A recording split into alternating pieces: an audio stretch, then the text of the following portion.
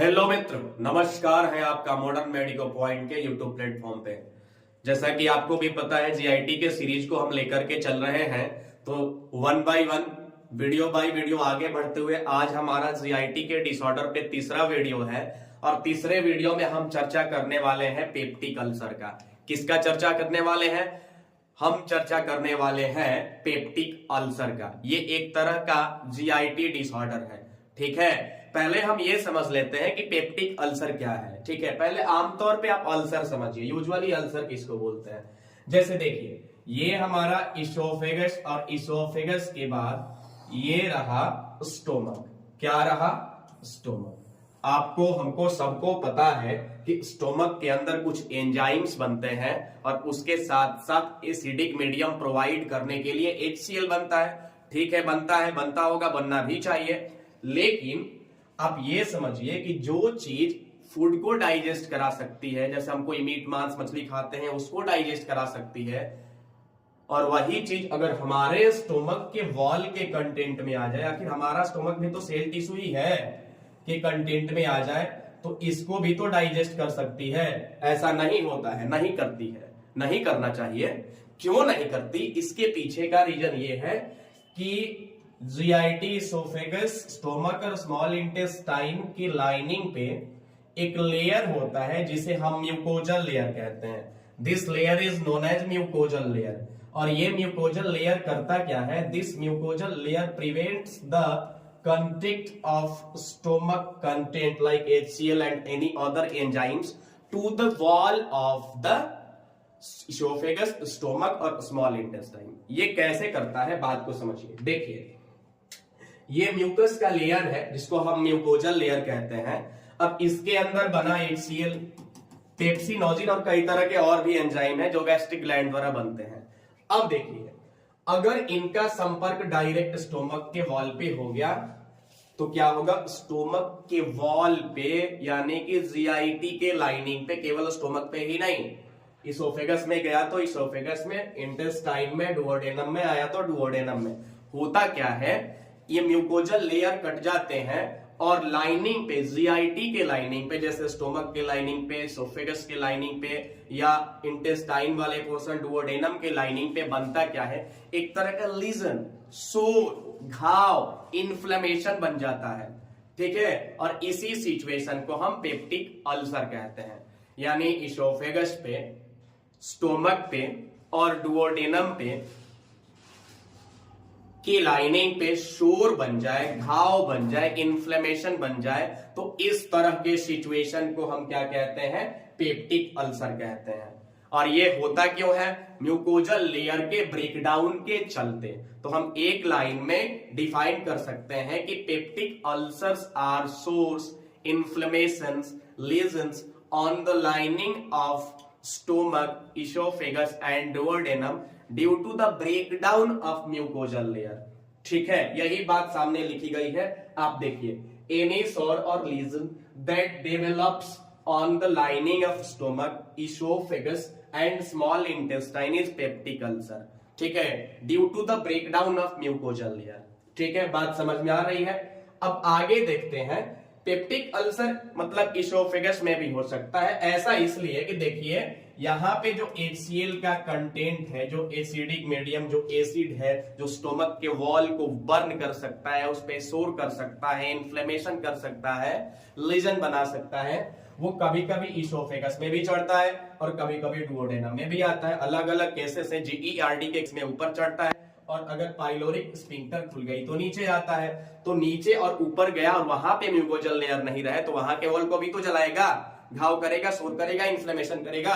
बात समझ में आ रही है ना? इसी तरह से हम कह सकते हैं कि पेप्टिक अल्सर इसोफेगस में भी हो सकता है, पेप्टिक अल्सर स्टोमक में भी हो सकता है, और पेप्टिक अल्सर डुओडेनम में तो होता ही है। इसोफेगस वाला केस काफी रेयर है, केवल 5% पेप्टिक अल्सर के इसोफेजियल केस देखे जाते हैं। 15% केस आपको देखने को मिलता है स्टोमक में, और वो भी स्टोमक के किस पोर्शन में, रुकिए हम आपको बता देते हैं। स्टोमक के ये, just wait for a while, stomach का जो पाइलोरिक पार्ट है ना, पाइलोरिक पार्ट नीचे वाला पार्ट होता है। वैसे ही यूजुअली हम स्टोमक को 3 भाग में बांटे हैं, ये वाला फंडस पार्ट, ये और ये पाइलोरिक पार्ट, जहां से कार्डियक स्फिंक्टर जुड़ा रहता है। कार्डियक नहीं, माफ कीजिएगा, यहां से पाइलोरिक स्फिंक्टर जुड़ा रहता है, कार्डियक स्फिंक्टर यहां से जुड़ा रहता है। तो जो पाइलोरिक पोर्शन है ना, इसमें ज्यादा देखने को मिलता है। बात समझ में आ रही है ना? बोलिए यस या नो। ठीक है, आगे बढ़ते हैं। अब देखिए, यानी इस स्लाइड में आप देखेंगे कि 3 तरह के केस आपको देखने के लिए मिलेंगे पेप्टिक अल्सर में। इसोफेगस के केस में 5% ही देखने को मिलता है पेप्टिक अल्सर, यानी इसोफेजियल पेप्टिक अल्सर काफी रेयर है। ठीक है, स्टोमक का जो पेप्टिक अल्सर है वो भी रेयर है, 15% देखने को मिलता है। परसेंटेज एक्यूरेट नहीं होता, लेकिन एक आम तौर पे हम गणना करने के लिए कैलकुलेशन करने के लिए इस तरह का अंदाज लगाते हैं। और तीसरा जो केस है आपका, ठीक है, वो है, 1 मिनट थोड़ा रुकिएगा, हम स्लाइड को ओपन करते हैं। हाँ, ये देखिए, डुओडेनल अल्सर जो है 80% देखने को मिलता है। इसका मतलब यह है कि most of the person which are suffering from ulcer may be suffering from duodenal ulcer. इसका मतलब यह है कि बहुत सारे लोग जो पेप्टिक अल्सर से सफर कर रहे हैं, मैक्सिमम केस में वो डुओडेनम के अल्सर से सफर कर रहे होते हैं। ठीक है, आगे स्लाइड को बढ़ाते हैं भाई। और अगला स्लाइड जो हमारा दिख रहा है वो स्लाइड जो है, हाँ देखिए, इसोफेजियल अल्सर, थोड़ा 1 बाय 1 करके हम सबकी चर्चा कर लेते हैं। इसोफेजियल अल्सर की भी, और स्टोमक के गैस्ट्रिक अल्सर की भी, और तीसरे में हम चर्चा करेंगे डुओडेनल अल्सर की। और इसके बाद इस वीडियो में हम ये जान लेंगे कि अल्सर होता क्यों है। ठीक है, उसके लिए मेजर कॉज क्या है आगे जानेंगे। देखिए, इसोफेजियल अल्सर में ध्यान दीजिएगा, जो मोस्ट कॉमन साइट है वो इसोफेगस का लोअर साइट है, जहां पर क्या जुड़ा रहता है, कार्डियक स्फिंक्टर जुड़ा रहता है। ठीक है ना, यहां पर कार्डियक स्फिंक्टर है जो ओपन होता है तो इसोफेगस से कंटेंट स्टोमक में जाता है, और अगर ओपन होते समय बैक रिफ्लक्स हो गया तो फिर इसोफेगस में चल जाता है। ठीक है, तो इसका मेन रीजन क्या है, due to the disturbance of cardiac sphincter closing. इसका मतलब यह है due to the disturbance in closing of cardiac sphincter. इसका मतलब यह है कि जब कार्डियक स्फिंक्टर को बंद होना चाहिए तब बंद नहीं होता। अगर ऐसा हो गया कि नहीं होता तो स्टोमक का जो कंटेंट है वो सीधे किस में आ जाता है, इसोफेगस में आ जाता है, बार बार रिगर्जिटेट होता है HCl, और ऐसा होगा तो भाई म्यूकोजल का जो लेयर है वो टूटेगा, और उसके बाद सोर होगी, इन्फ्लेमेशन होगा, घाव बनेगा। इस तरह के अल्सर को हम oesophageal ulcer, oesophageal peptic ulcer कहते हैं। ठीक है, अगले स्लाइड पे हम आते हैं। अब देखिए, स्टोमक अल्सर और गैस्ट्रिक अल्सर ये क्या चीज है समझिए। ये इसोफेगस के बाद ये हमारा स्टोमक वाला पोर्शन शुरू होता है, और स्टोमक वाले पोर्शन में ये, इसको हम कार्डियक पोर्शन, फंडस पार्ट बोलते हैं, ये बॉडी पार्ट है, और नीचे होता है पाइलोरिक पार्ट। यूजुअली ये जो स्टोमक अल्सर है ओल्ड एज में देखने को मिलता है, यानी बूढ़े लोगों में ये काफी देखने को मिलता है। और इसका मोस्ट कॉमन जो साइट है, वो मोस्ट कॉमन साइट ये पाइलोरिक पार्ट है, नीचे वाला पार्ट है। कौन सा पार्ट है, पाइलोरिक पार्ट देखने को मिलता है। हाँ, इस केस में हेमाटेमेसिस और मेलिना देखने को मिलता है। हेमाटेमेसिस क्या है, स्टोमक अल्सर के केस में जब स्टोमक की वॉल टूटती है, अब टूटेगी तो ब्लड वेसल्स रप्चर होंगे ही होंगे। अगर ब्लड वेसल्स रप्चर हो गए तो वहां से ब्लड निकलता है, वो ब्लड कभी स्टूल के माध्यम से आता है जिसे मेलिना कहते हैं, और कभी वोमिटिंग के माध्यम से आया, इसे हम हेमाटेमेसिस कहते हैं। तो स्टोमक अल्सर के केस में, in the case of stomach ulcer, haematemesis as well as melaena can be seen. बात समझ में आई? हेमाटेमेसिस और मेलिना स्टोमक अल्सर के केस में इसलिए देखा जाता है क्योंकि स्टोमक के पाइलोरिक पार्ट पे या कहीं और भी जहां पे रप्चर हो रहे हैं ब्लड वेसल्स, वहां से ब्लीडिंग होती है। वो ब्लीडिंग या तो मुंह के रास्ते या फिर स्टूल के माध्यम से। तो स्टूल के माध्यम से जब ब्लीडिंग आती है तो काला काला स्टूल दिखता है, ब्लैकी टार स्टूल दिखता है। अब देखिए, हाँ, स्टोमक अल्सर जैसा कि मैंने पहले ही बताया है कि रेयर है, 15% केस में स्टोमक अल्सर देखने को मिलता है। इस केस में खाना खाने के बाद पेन इंक्रीज होता है। ऐसा इसलिए होता है क्योंकि हमने खाना खाया, अब इसोफेगस के बाद कंटेंट आया स्टोमक में, अब स्टोमक के वॉल पे प्रेशर पड़ेगा, फ्रिक्शन बढ़ेगी। अब जो छोटा सा भी घाव है पेन ज्यादा करेगा, ज्यादा है तो ज्यादा करेगा ही। अगर घाव छोटा सा भी है तो पेन क्या करेगा, ज्यादा करेगा। खाना खाने के बाद पेन बढ़ता है, लेकिन जैसे ही आप वोमिटिंग के लिए जाते हैं, वोमिटिंग के हो जाने के बाद पेन क्या हो जाता है, पेन डिक्रीज हो जाता है, यानी पेन डिक्रीज आफ्टर वोमिटिंग। ठीक है, स्टोमक अल्सर ये है। अब तीसरे नंबर हम स्लाइड पे आते हैं जिसमें हम देखेंगे डुओडेनल अल्सर।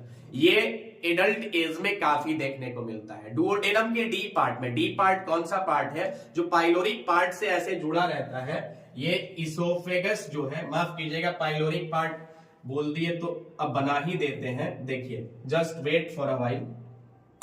देखिए, अगर यहां से स्टोमक, और ये देखिए ये वाला यहां से जो निकला है ये इस तरह के सिचुएशन में आता है, ठीक है ना, इस तरह की स्थिति में जो स्मॉल इंटेस्टाइन है इसी को हम डी पार्ट कहते हैं, जो स्टोमक के किस पार्ट से जुड़ा रहता है, पाइलोरिक पार्ट से जुड़ा रहता है। तो डुओडेनम वाले डी पार्ट में यानी कि डुओडेनल अल्सर में हम ज्यादातर लीजन, घाव, सोर, इन्फ्लेमेशन कहां देखते हैं, इंटेस्टाइन के डी पार्ट में, ठीक है। मोस्ट कॉमन साइट इसका डी पार्ट है, स्मॉल इंटेस्टाइन का, डुओडेनम का। और इसके बाद हाँ, मेलेना इसमें भी प्रेजेंट रहता है। मेलेना इसका मतलब यह है कि Blackie tar stool with blood आप देख सकते हैं इसमें, ठीक है। मेजर कॉमन साइट है 80% पर्सन में जो पेप्टिक अल्सर से सफर कर रहे हैं, ये देखा जाता है। पेन मिडनाइट में बढ़ता है। मिडनाइट का मतलब यह है कि जब आप खाना वाना खा करके सोएंगे, सोना ही चाहिए, जब सोएंगे तो देखिए मिडनाइट में स्टोमक में जितना टाइम लगता है, घंटा 2 घंटा पचेगा,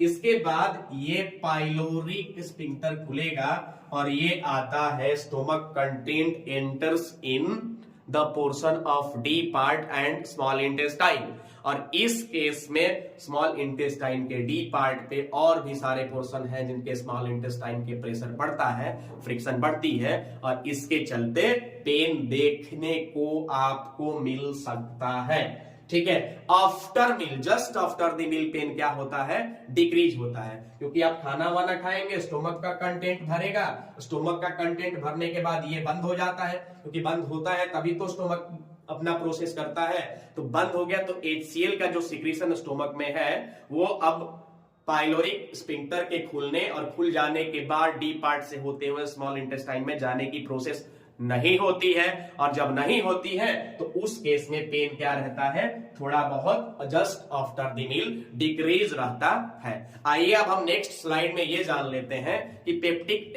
अल्सर के रीजन क्या है, मेजर कॉज क्या है। तो पेप्टिक अल्सर को लेकर के पहले बहुत सारी भ्रांतियां थी, सुपरस्टिशन था। सारे मेडिकल साइंटिस्ट, डॉक्टर्स ये कहते थे कि बस इसका एक ही मात्र रीजन है, इसका कोई इलाज नहीं है, एक्सेस गैस, गैस्ट्रिक इसका मेन रीजन है। लेकिन बाद में ऑस्ट्रेलिया के बैरन मार्शल थे, उन्होंने बताया कि नहीं नहीं ऐसा है, लेकिन बिल्कुल ऐसा ही नहीं है। पेप्टिक अल्सर का मेन रीजन एक ग्राम नेगेटिव बैक्टीरिया है जिसको हम एच पाइलोरी कहते हैं, और पूरा इसका नाम होता है हेलिकोबैक्टर पाइलोरी। देखिए यहां पे लिखा गया है causes of peptic ulcer, major cause H pylori bacteria, Helicobacter pylori bacteria जो कि एक ग्राम नेगेटिव बैक्टीरिया है। ये मेन रीजन है पेप्टिक अल्सर करने का, म्यूकोजल लेयर के काटने का, ठीक है। और इसके बाद एक्सेसिव गैस बनाने वाला कोई चीज जिसको हम गैस्ट्रिक इरिटेंट कहते हैं, जैसे स्मोकिंग, अल्कोहल, स्पाइसी फूड। और उसके बाद जो हम NSAID लेते हैं, non steroid anti inflammatory drug लेते हैं, जो से पेन किलर, फीवर को लो करने वाला, इस तरह के जो ड्रग्स होते हैं इनका साइड इफेक्ट है ये पेप्टिक अल्सर यानी म्यूकोजल लेयर को काटते हैं, ठीक है। अब कैसे काटते हैं उनका डायरेक्ट मतलब मैकेनिज्म नहीं है, बहुत लंबा चौड़ा उसका मैकेनिज्म है एलैबोरेटेड फॉर्म में। तो आइए हमने मान के चलते हैं कि आप इसमें पेप्टिक अल्सर का जो मेन कॉज है आप उसको समझ गए। इसके बाद डुओडेनल अल्सर, और डुओडेनल अल्सर से पहले हमने जो इसोफेजियल पेप्टिक अल्सर देखा था उसको भी आप समझ गए होंगे।